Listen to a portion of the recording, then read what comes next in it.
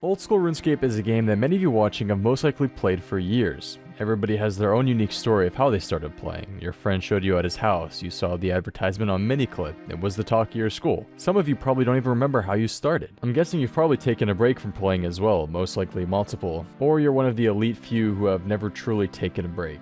Either way, with the amount of updates the game has received over the years, it's totally possible that items, NPCs, or even areas were added to the game that you were never aware of. Popular training methods, quests, and areas will always stay memorable because they were exactly that. Popular. But what about those that weren't? The parts of the game that have faded into obscurity simply because there was no reason to ever visit or make use of them. In this series, I'd like to explore those obscurities, find and learn things about the game that even the most knowledgeable of players might not know. What I find may be new to some of you, but old news to others, so keep that in mind when watching the videos. So without further ado, I present to you Old School RuneScape's Forgotten NPCs.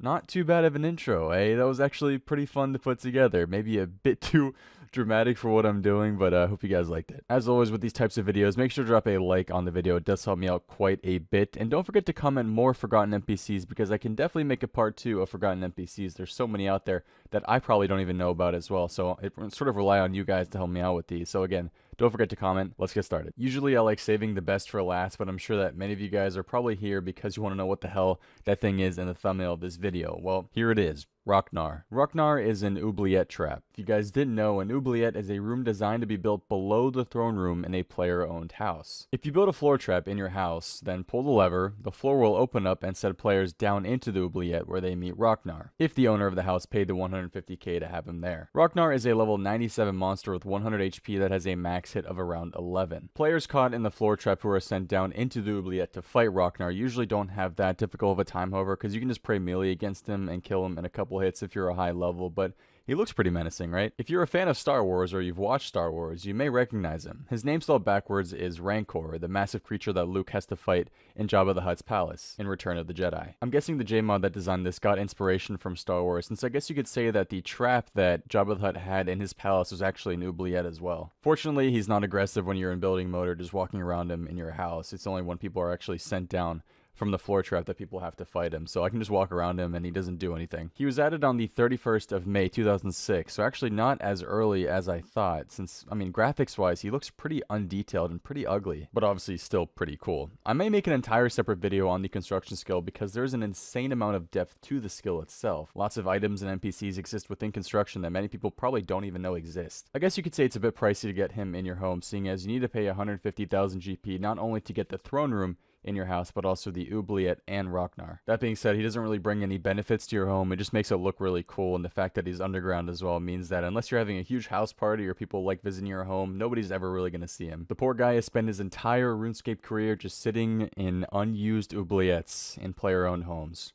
Poor guy. Unless you've recently done the quest Cold War, you probably weren't aware that there is actually a Slayer monster located on the iceberg, that big icy fortress that belongs to the penguin population. During the quest, you examine the cage of these creatures called Ice Lords. These level 51 creatures are unique only to this area and can be accessed after the quest by going through the crack on the western side of the iceberg after you've completed the quest. They are pretty weak creatures and only have one drop, Big Bones, but they do count as an Ice Warrior Slayer task, so if you're feeling brave, you can actually venture up to the iceberg and kill these lords instead. Inside the cage, there are 3 Ice Lords that use melee and 1 that uses range. I found the attacks of the ranged Ice Lord pretty cool, seeing as it's unique only to him. He forms these icicles in both hands and then just chucks them at you. Unfortunately for him, it doesn't do that much damage, but it looks pretty great. When the penguins planned to take over the mainland of Gnar during the penguin invasion, the head penguin actually planned on using these when invading. But nowadays, they spend their lives walking around aimlessly, hoping that somebody will once in a while keep them company. When running through the Dagnauth dungeon, you probably noticed that in one of the larger rooms, there are actually 2 ladders. The western ladder is the most popular one, since it's the one that takes you to the Dagnauth Kings, but where does the other one go? If you have the balls to take the southern path, you'll end up in a room with a Fremnik legend, Barter. Barter has been fighting Dagnauth fledglings in this room since his release on the 1st of August 2005. This means that he has been fighting these fledglings for over 4,632 days, or 111,168 hours.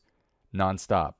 This, my friends, is no XP waste. You can actually attack and kill him, but he drops nothing and has pretty high defensive stats and gives no XP, so it really isn't worth it. The fledglings he's fighting drop nothing as well, so they're pretty useless too. One neat thing about him though is that if you trade him a Fremnik blade, shield, or helm, he'll actually give you a cooked shark. Pretty random, but I'm guessing that a cooked shark in 2005 when he was released was a lot more useful in this dungeon than it is nowadays. Although this isn't confirmed, his name is most likely a play on the word barter, the act of exchanging goods for other goods or services without using money. I don't think Jagex has anything in the works for this guy, so he'll most likely continue fighting fledglings forever. But if you want to help him out, send him over your Fremnik items that have been sitting in your bank forever. He really does need them. Erwin Fieselbaum, who can be found in the Necromancer Tower north of the Tower of Life in Artie, is a pretty normal guy. He's sort of the home helper of the master of the tower, helps with the chores around the house, keeps his master in line, just waiting for his master's mortal return. The one unique thing about this guy is that he's just straight up shorter than any other NPC, for no apparent reason either. He isn't part dwarf or part fairy or anything, just a regular NPC. The only theory that I've really seen surrounding this, or that I really have myself, is that because he was released in 2002, which is fairly early in comparison to many other NPCs, he was just never updated to the proper height when the game received its first HD update. Back in the early days, all of the NPCs were a lot shorter, I'm guessing the same height as Erwin here, but almost all of the NPCs that exist from that era have all been properly updated to the correct height, so it is still sort of strange that he's so short. If you guys have your own theory about this, make sure to leave it in the comment section below. I mean, maybe he truly is just the shortest human in Gnar. If you didn't already know, there's a manhole next to the witch's house in Taverley that you can enter during and after the Grimtails quest. Inside of this manhole, you'll find a creature that I think is probably my favorite one on this list. Experiment number 2. These creatures were released in 2007, but it looks like they could have come from a recent update. They're pretty highly detailed in comparison to Mr. Gnar. They will attack you with either ranged or melee depending on your distance from it. The thing on their heads is actually an arm, and when attacking you with range, it will chuck a shrunk ogle root at you. Sometimes after it throws the ogle root, it will actually appear beneath you, sort of like how your own ammunition works. If you go to the northern tip of Taverley Dungeon, you can actually see the experiments, which is sort of weird because I think I've taken that path many times, but I've never noticed those things actually there. I'm happy to say that they actually aren't useless either. They actually have a drop table, and it's not too bad. Herbs, runes, hard clues, and even a mystic earth staff and mole claw. You get a guaranteed drop of a shrunk ogle root as well, an item I had no idea was even tradable. They are combat level 109 with a max hit of approximately 11. I don't know when these would ever be killed though, seeing as they aren't assigned as a slayer task and don't drop anything too notable. Maybe they could be a secret OP moneymaker on demo mode? Who knows? The only downside is that you have to complete Grimtails, which has fairly high requirements in comparison to other quests.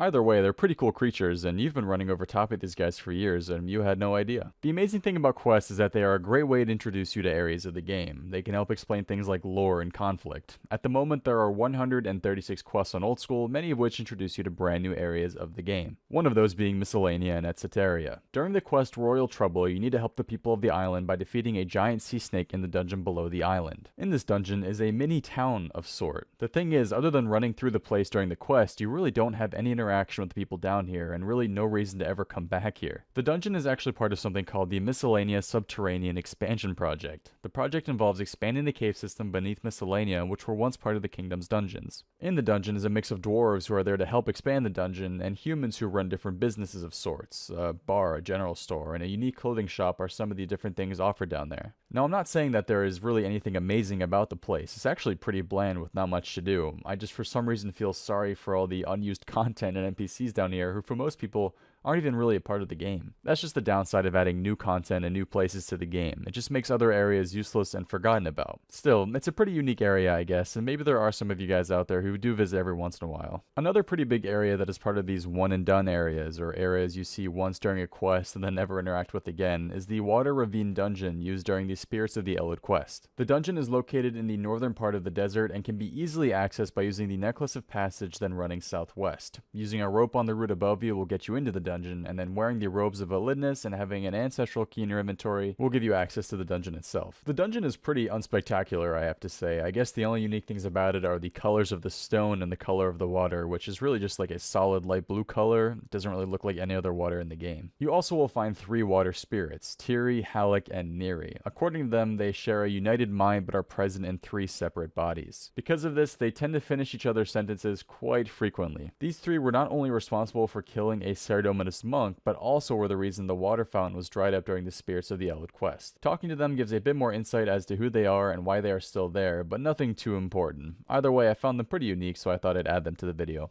And that's it for this video, guys. 7 NPCs that you may have forgotten existed. If you guys knew multiple of them or even knew all of them, I give you props because that is pretty insane. I knew about a few of them when I was researching them, but yeah, either way, I found them all pretty cool either way. Thank you again to the people who sent me the help on Twitter. I do greatly appreciate it. And don't forget to leave a comment as to more forgotten NPCs that I should add to my next video, or I guess new video ideas of more forgotten things on RuneScape that I should make a video about. These are really, really fun to make, really fun to research. So thank you again to all you guys who watched them. Hope you guys have a good one. See you next time. Peace. Wow.